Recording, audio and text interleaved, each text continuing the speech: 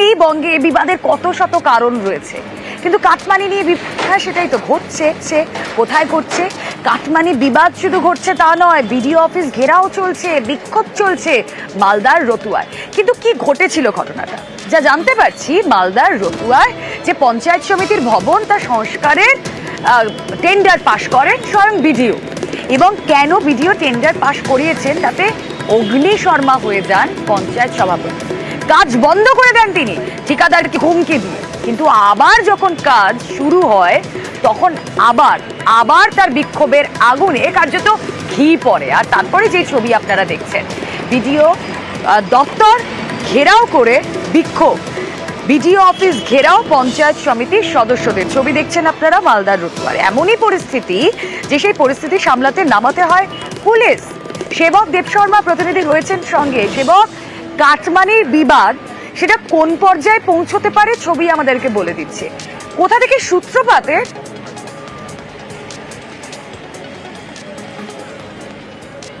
একদমই রুমেলা, তুমি যেমনটা বলছিলে কাটমানি নিয়ে অভাব বিবাদ আমরা কতই না শুনি। এবার কাটমানি নিয়ে বিবাদ দ্বৈরথে জড়ালেন বিডিও এবং পঞ্চায়েত সমিতি। তৃণমূল পরিচালিত রতুয়া এক পঞ্চায়েত সমিতির সঙ্গে বিবাদ রতুয়া একের বিডিও রাকেশ টপ্পর। বিবাদের সূত্রপাত এই যে পঞ্চায়েত সমিতি ভবন সেটা সংস্কার নিয়ে।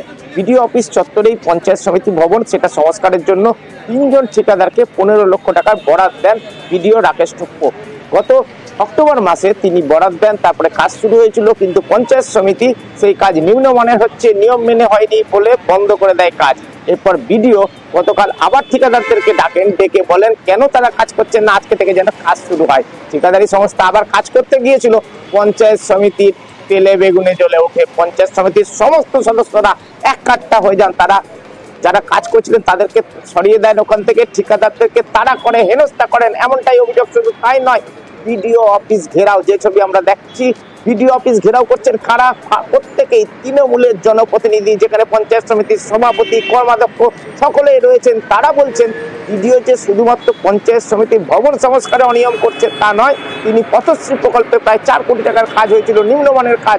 পঞ্চায়েত সমিতি অভিযোগ জানিয়েছিল, এরপরেও বিডিও কেন বিল পাস করে দিয়েছেন ঠিকাদারদের? বিডিওর দিকে অভিযোগের আঙুল তুলছেন পঞ্চায়েত সমিতি, আর ঠিকাদাররা বলছেন বিডিওর কথায় কাজ করতে গিয়েছিলেন তারা করেছে পঞ্চায়েত সমিতির সদস্য আর তাদের দলবল, তারা কোথায় যাবেন? কাটমানি দেয়নি বলেই পঞ্চায়েত সমিতির সদস্যরা তারা করেছেন, এমনটা বলছেন ভারপ্রাপ্ত ঠিকাদাররা।